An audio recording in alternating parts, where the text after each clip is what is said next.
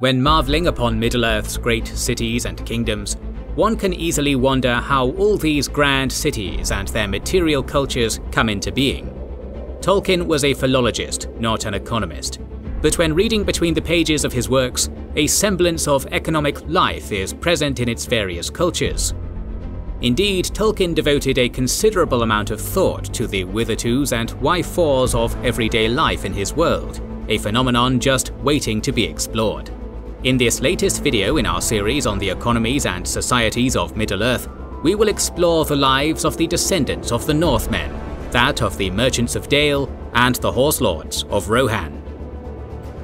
When the invasions of the Wainriders began, the Northmen bore the brunt of the first assault. King Narmasil II took a great army north into the plains south of Mirkwood and gathered all he could of the scattered remnants of the Northmen, but he was defeated and himself fell in battle. As for the Northmen, a few, it is said, fled over the Celduin and were merged with the folk of Dale under Erebor. Some took refuge in Gondor, where they were joined by many fugitives who came through the forest. This was the beginning of the Eothiad. During the Third Age, the descendants of the Northmen would found two great kingdoms, Dale and Rohan. Those that made the journey northeast to Dale did so because they were drawn towards the great wealth of the dwarf kings of Erebor. It was told under the year TA 2590 that Thror founded the realm of Erebor and became king under the mountain. And as Thorin Oakenshield told Bilbo, "My grandfather was king under the mountain again, and treated with great reverence by the mortal men who lived to the south and were gradually spreading up the running river as far as the valley overshadowed by the mountain. They built the merry town of Dale there in those days." As we have seen in previous episodes, the economic relationship between dwarves and men began from the offset with the trade of foodstuff by men for the goods and services of dwarves, and it would be no different in the case of Dale. Kings used to send for our smiths and reward even the least skillful most richly. Fathers would beg us to take their sons as apprentices and pay us handsomely, especially in food supplies, which we never bothered to grow or find for ourselves. Altogether, those were good days for us, and the poorest of us had money to spend and to lend, and leisure to make beautiful things just for the fun of it, not to speak of the most marvellous and magical toys, the like of which is not to be found in the world nowadays. So my grandfather's halls became full of armour and jewels and carvings and cups, and the toy market of Dale was the wonder of the north. By and large, the interconnected cities of Erebor and Dale prospered with the exchange of goods and services, which was likely exported all over Middle-earth, earning great renown.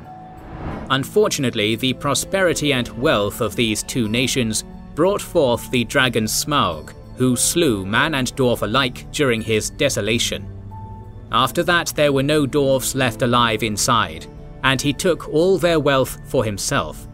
Probably, for that is the dragon's way, he has piled it all up in a great heap far inside and sleeps on it for a bed.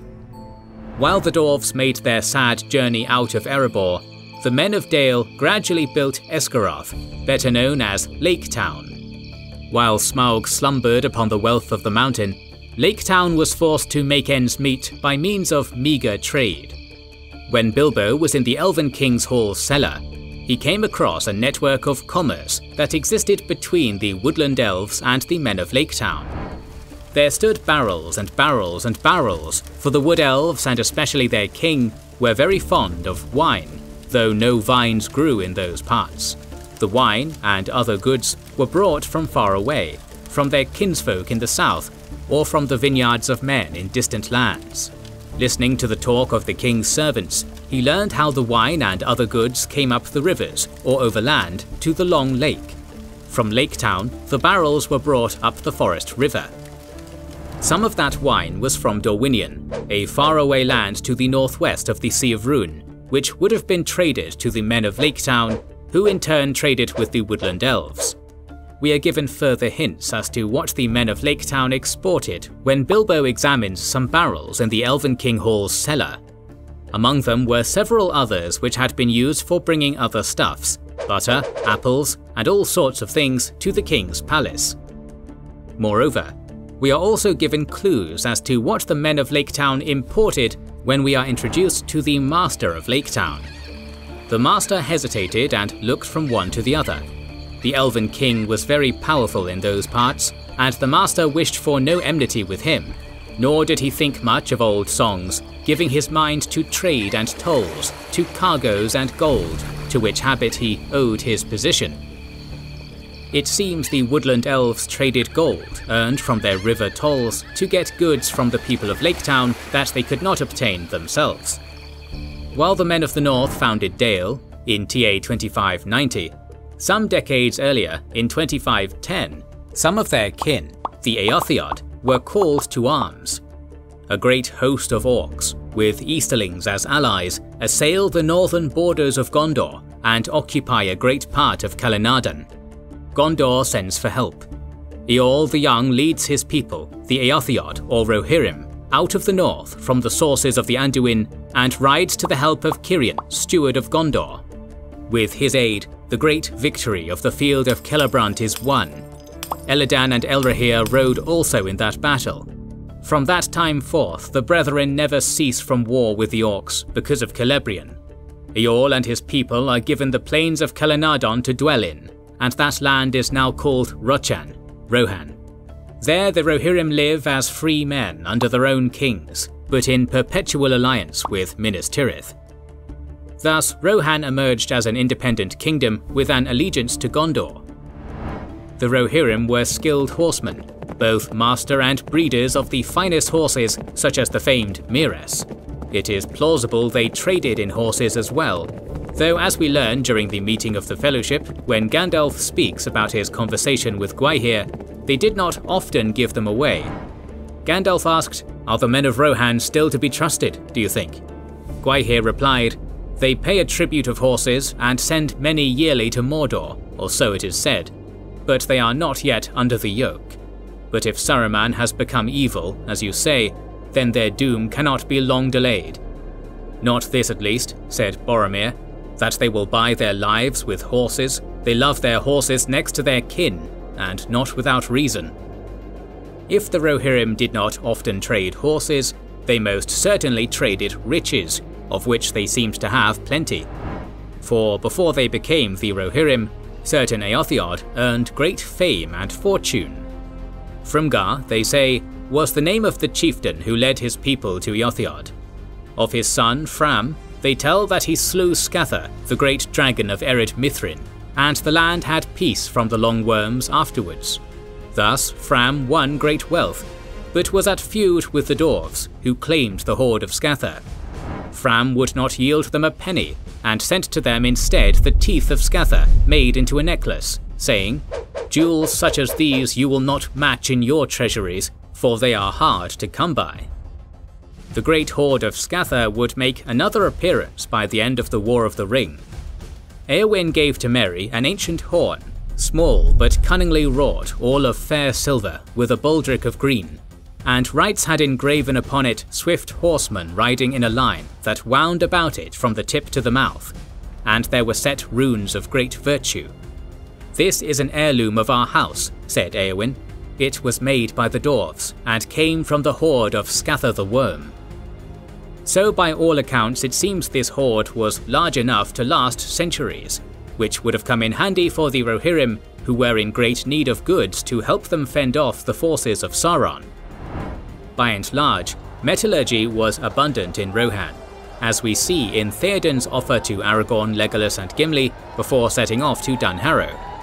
"And to you, my other guests, I will offer such things as may be found in my armoury.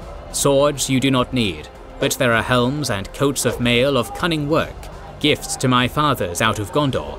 Choose from these ere we go, and may they serve you well." The smithies of Gondor, it seemed, produced much for the Rohirrim, and they would have much need for it, for one of their greatest enemies were the Dunlendings, whom sought the Kalinardan for themselves. But for all their hatred, the Dunlendings were still afraid of the Rohirrim if they met face to face, and they were also less skilled in warfare and less well armed. The shield wall still held. They were without body armour, having only among them a few hauberks gained by theft or in loot. The Rohirrim had the advantage in being supplied by the metalworkers of Gondor. The alliance between Gondor and Rohan would last for centuries, and it certainly involved much economic activity, often as a result of war. In 2885, Turin fought a battle with the Haradrim in South Ithilien, and defeated them with aid from Rohan. But the sons of King Fulkwine of Rohan, Fulkred and Fastred, fell in this battle. Turin paid Fulkwine a rich weregild of gold. The military alliance between the two kingdoms was of vital importance, and Gondor made sure to compensate the Rohirrim for their loyalty. Because the military assistance to Gondor was so vital, the Rohirrim developed a professional military that consisted almost exclusively of cavalry. The King's Host, as they were called, were divided into units called Ereds. A full Ered, in battle order, was reckoned to contain not less than 120 men, including the captain, and was 100th part of the full muster of the Riders of the Mark. If the king were to ride out with his Ered, this was called a King's Company. The Marshal of the Mark was the highest military rank, and the title of the King's Lieutenants, commanders of the royal forces of fully equipped and trained riders. In a previous episode, we mentioned that Tolkien admitted to taking certain inspirations for his works from our world, such as Gondor. In a letter Tolkien wrote to Milton Waldman in 1951, he explained, "Half-ruinous Byzantine city of Minas Tirith. Its history fades slowly to decayed Middle Age, a kind of proud, venerable, but increasingly important Byzantium." Then again in 1955, Tolkien wrote a letter to Jennifer Brooks Smith, identifying Gondor as Italy, and Pelargir as Venice, and Lossarnach as Assisi. When you take this into consideration, you can see how the people of Rohan and Dale may have also been inspired by certain pieces of our world. For example, Tolkien represents the Rohirrim with Anglo-Saxon culture and language, while their ancestors were given Gothic attributes. An example of this can be seen in the Golden Hall of Meduseld, built by Brego, son of Yol, in TA 2569. In the past, Tolkien had worked extensively on translating the Old English epic Beowulf, and Meduseld shares a striking similarity to the Mead Hall Heorot, better known as the Golden Hall of King Hrothgar, which is present in the Beowulf poem. As pointed out by Elizabeth Solopova, Tolkien had a particular fascination with the Battle of the Catalonian Fields, where the Western Romans and their Germanic allies fended off the hordes of Attila the Hun, and as such, the Battle of Pelennor Fields shares major parallels with that historical battle. In the Catalonian Fields, the Visigoth king Theodoric is thrown off his horse, as was Theoden in Pelennor, and both are trampled by their horses while rallying their men, and later are carried from the battlefield with their forces weeping and singing for them. Furthermore, after slaying the Witch King of Angmar during the Battle of Pelennor Fields, Éowyn also won renown, for she fought in that battle, riding in disguise, and was known after in the Mark as the Lady of the Shield Arm. It does seem like Tolkien took inspiration for Éowyn from our world, as indicated in the passage when she speaks with Faramir. "I stand in Minas Anor, the Tower of the Sun," she said, "and behold, the shadow has departed. I will be a shield maiden no longer, nor vie with the great riders, nor take joy only in the songs of slaying." The Rohirrim take a lot of inspiration from the Germanic Goths, who held stories of shield maidens in their sagas. Looking deeper, many names of the early kings and princes of the Northmen are of Gothic origin, and much like the Ostrogoths, the Rohirrim were a mounted culture. The stark parallels between our world and Middle-earth are not exclusive to Rohan, and they can also apply to the Kingdom of Dale. In a letter to Naomi Mitchison on April 25th of 1954, Tolkien explained that the common speech of Middle-earth during the Third Age was Westron, and that the language of the Rohirrim was a modified version of Old English, while the language of Dale and Esgaroth was a modified Scandinavian. Furthermore, according to John D. Ratliff, Bard the Bowman has a strong similarity to Wiglaf of Beowulf, whom both face a dragon and their weapons both perish after achieving their goal. The Rohirrim, men of Dale and Esgaroth, shared a common ancestry through the Northmen, and went on to become integral parts of the economies of the North and South. They also held rich language and cultures that displayed the depth of Tolkien's work and what in our own world may have possibly inspired their creation. We're going to talk about the economy of Middle-earth in the coming weeks, so make sure you are subscribed and have pressed the bell button to see it. Please consider liking, commenting and sharing, it helps immensely. Our videos would be impossible without our kind patrons and YouTube channel members, whose ranks you can join via the links in the description to know our schedule, get early access to our videos, access our Discord, and much more. This is the Wizards and Warriors channel, and we will catch you on the next one.